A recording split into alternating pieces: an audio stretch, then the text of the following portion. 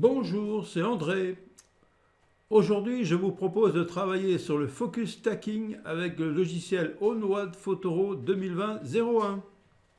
Le focus stacking ou empilement de mise au point est une technique utilisée en macrophotographie afin de présenter des images d'une grande profondeur de champ et par voie de conséquence de couvrir une grande zone de netteté de nos images.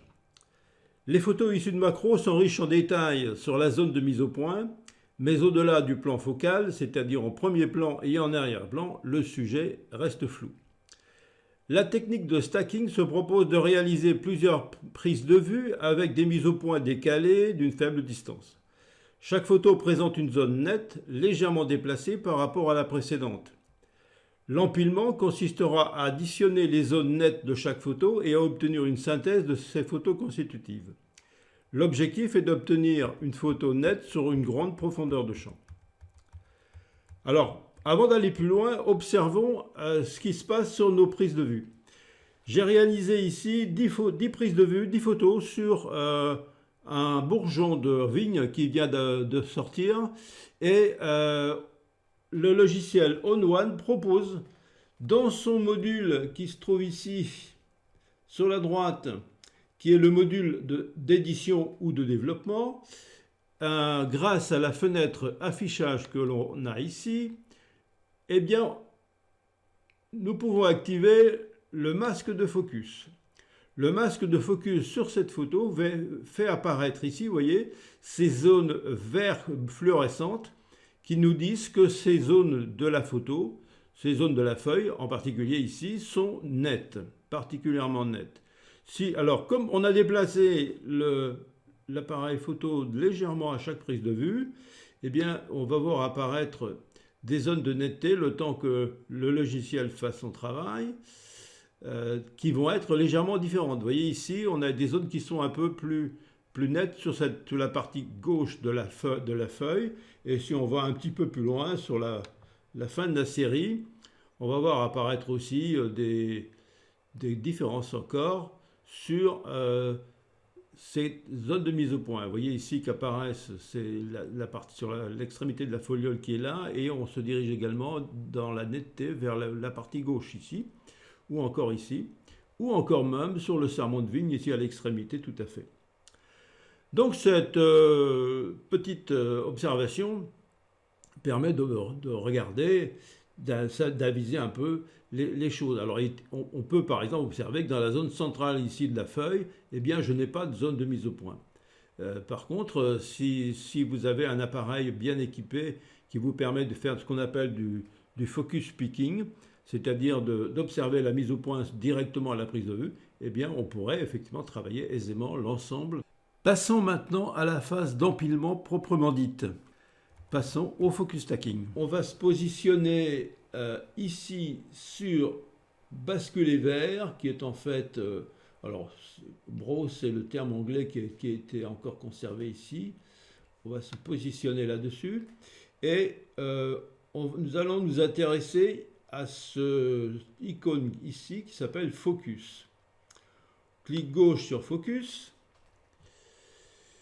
et voici qu'apparaît une fenêtre de progression Focus Stack, chargement des images. Les images sont en cours de chargement. Ça peut prendre un peu de temps car le logiciel nécessite pas mal de ressources informatiques pour son travail d'empilement ou de stacking. Elles sont alignées et voici qu'apparaît la fenêtre de présentation de la photo stackée. Alors, voyons voir tout d'abord ici en partie basse les informations que nous avons. Aligner les photos, elles ont été alignées, on l'a vu tout à l'heure, dans le déroulement des opérations.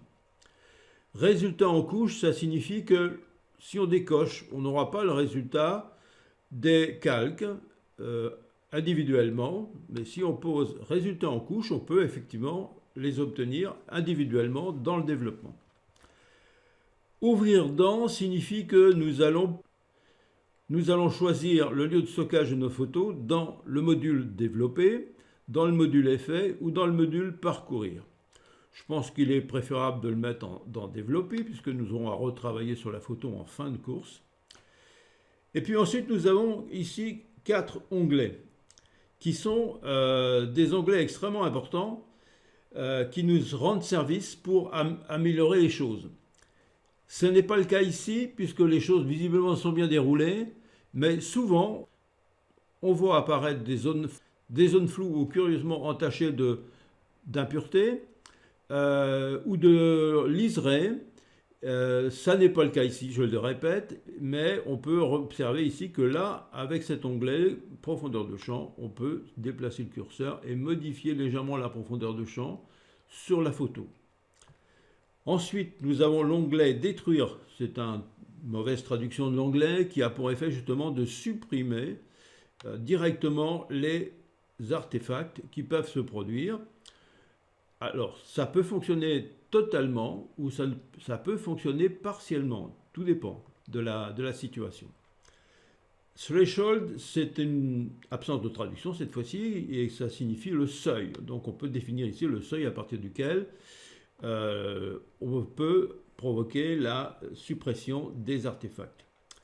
Sensitivity, c'est la sensibilité. Là aussi, on peut effectivement jouer sur un peu de la netteté du dispositif, sachant que si vous poussez la sensibilité trop loin, on va voir apparaître des artefacts, mais curieusement sur cette photo, il n'y a pas d'artefacts. Les choses sont merveilleuses cette fois-ci. 10 de 10, ça veut dire 10 photos sur 10 ont été prises en compte, on les a ici en dessous. Et ensuite, eh bien, il nous faut enregistrer. Donc, on va cliquer sur ici, enregistrer. Le temps d'enregistrement va être assez long. Vous voyez ici, on a le chargement des images. Le rendu, c'est l'opération suivante qui, lui aussi, prend pas mal de temps.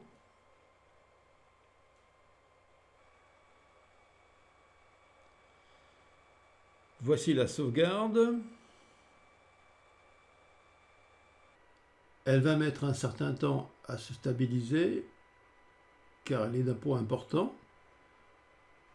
Observons ici en bas, sur le tiret qui se trouve là, que 2/3 des travaux sont faits en termes de chargement. Voilà que le chargement se termine. Et voici donc notre photo stackée. Qu'observe-t-on? Eh bien, que le bourgeon central ici est parfaitement net, que la foliole ici à gauche est parfaitement nette aussi, les parties supérieures ici qui étaient nettes à l'origine le sont aussi. L'extrémité du serment paraît nette également, tout à fait à l'extrémité. Cette zone-ci aussi sur la deuxième foliole. Par contre, la partie arrière qui est effectivement en arrière-plan ne paraît pas nette, c'est logique. Et ce qu'on avait déjà observé précédemment, à savoir le cœur de la première foliole ici, n'est pas net non plus parce qu'aucune des photos utilisées pour le stacking n'était nette dans cette zone. Voilà donc ce qu'on peut dire sur cette photo. Observons par ailleurs que sur la partie droite ici, nous avons les 10 calques qui sont sélectionnés, que l'on peut ouvrir. Que d'autre part, la photo intitulée avec une extension Home1 eh bien, apparaît à la suite de la liste des autres photos. Et que nous avons par ailleurs tous les outils ici, ton et couleur par exemple, détail, qu'on va voir plus bas, et correction d'objectifs, etc. sont des outils que l'on connaît habituellement chez Home1 pour modifier nos photos. Et on peut bien sûr aussi rajouter des effets, des filtres et toute modification qu'on souhaite faire sur cette photo. Notons aussi que nous n'avons pas eu de problème d'artefact pour la bonne raison que la distance focale entre deux prises de vue était à 2 mm de différence, ce qui est relativement étroit. Il n'y avait donc pas de zone intermédiaire floue entre deux zones nettes et ça a pour incidence d'éviter justement les artefacts. Ce dispositif a été mis en place grâce à une prise de vue avec décalage de mise au point que permet de faire le Z6. Voilà donc ce que l'on peut dire sur la prise de vue en stacking avec On1 Photoro dans la version 2020. Je vous remercie de votre attention, n'hésitez pas à mettre un pouce positif et je vous dis à bientôt, Kenavo, Kenavo.